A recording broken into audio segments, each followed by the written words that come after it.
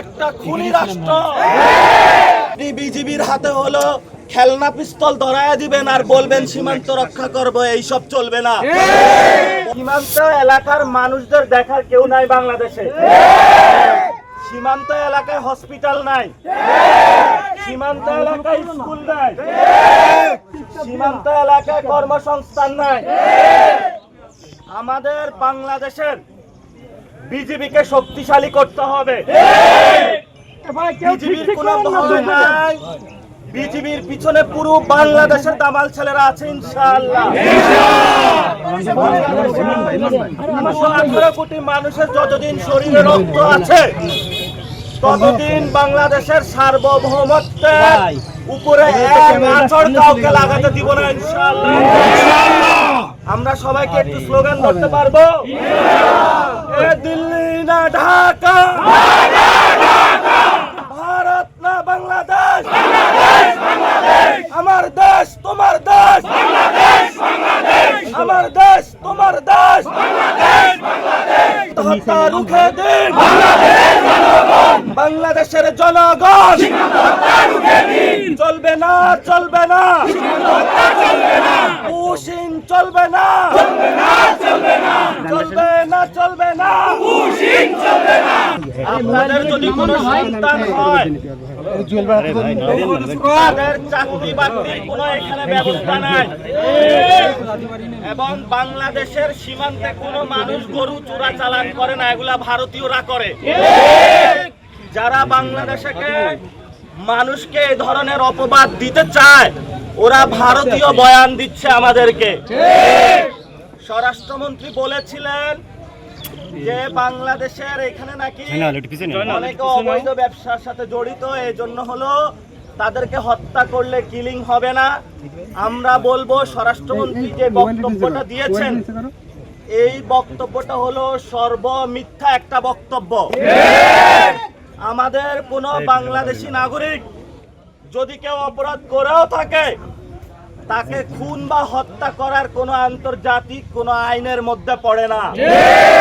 তাকে গ্রেফতার করা হবে, পুলিশে দেওয়া হবে, থানায় যাবে, বিচারালয়ে যাবে, সে কি অপরাধী নাকি নিরপরাধী তারপরে হলো তার বিচার হবে।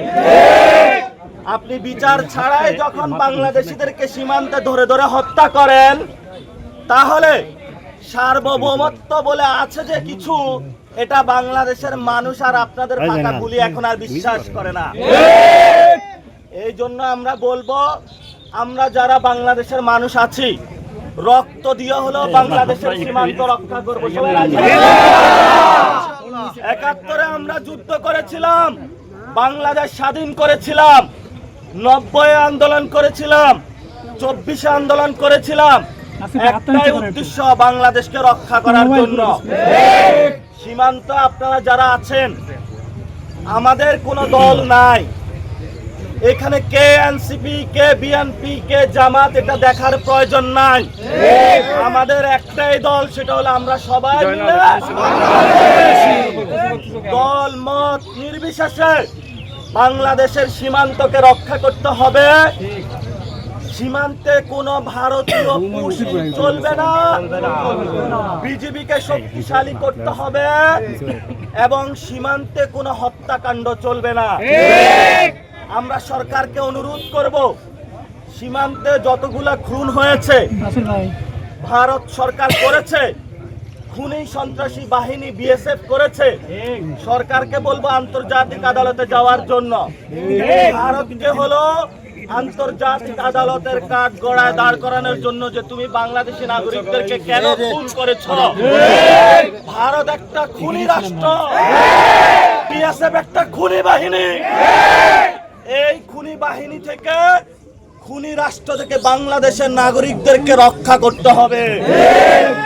এই জন্য আমাদের বাংলাদেশের যারা সেনাবাহিনী রয়েছে, বিজিবি রয়েছে, ভালো পুলিশ অফিসার যারা রয়েছে তাদেরকে আমাদের শক্তিশালী করতে হবে। আপনি বিজিবির হাতে হলো খেলনা পিস্তল ধরায়া দিবেন আর বলবেন সীমান্ত রক্ষা করব, এইসব চলবে না। বড় বড় অস্ত্র দিতে হবে আমাদের বিজিবি ভাইদেরকে, ভালো ভালো পেট্রোলিং কার দিতে হবে, তাদের বেতন বাড়াইতে হবে। সারা রাত মশার কামড় খায়া তারা পেট্রোলিং করে, বেতন পায় 10 টাকা। এ দিয়া হলো বিজিবি ভাইরা হলো শক্তিশালী হবে না। আপনাদের পিলখানা হত্যাকাণ্ডের কথা মনে আছে? অনেক বিডিআর বাইকে হত্যা করা হয়েছিল, সেগুলোর কি আমরা এখনো বিচার বুঝিয়ে পাইছি? ইতিমধ্যে কয়েকদিন আগে বক্তব্য দিয়েছে মমতা, গতকালকে যে বাংলাদেশে বড় একটা খুনের ঘটনা ঘটেছে সে বিষয়ে অমিত শাহ তাকে নির্দেশনা দিয়েছিল। তাহলে আমার সীমান্ত দিয়ে কিভাবে আমার উসমান হাদি ভাইয়ের খুনি পালিয়ে যায়? এটা সরকার এখন আছে। উসমান হাদি ভাইকে কে খুন করেছে আমরা এটা জানতে চাই। আমরা হলো কাদা ছোড়াছুড়ি চাই না। এটা কি জামাত করেছে, নাকি এনসিপি করেছে, নাকি বিএনপি করেছে? এইসব দোষার উপর রাজনীতি বাংলাদেশে জজ মিয়া নাটক চলবে না। খুনিকে তাকে আপনারা বের করেন। আমরা মনে করি আপনারা যদি এখানে গড়িমাসি করেন তাহলে আপনারা শেখ হাসিনার আমলে বা অতীতে যেইভাবে হলো সাগর রুনি হত্যাকাণ্ডের বিচার হয় নাই বাংলাদেশে, সেই পথে আপনারা হাঁটছেন। আমরা বাংলাদেশের জনগণ যদি জীবিত থাকি আমরা কি সবাই উসমান হাদি ভাইয়ের বিচার করে বাংলাদেশ হত্যাকাণ্ডের বিচার বুঝিয়ে পাবো? ইনশাআল্লাহ। বিচার বিচার বিচার চাই, বিচার বিচার বিচার চাই, হাদি হত্যার বিচার চাই। খবরের কাগজ, নিখাত, নির্ভীক, নিরপেক্ষ।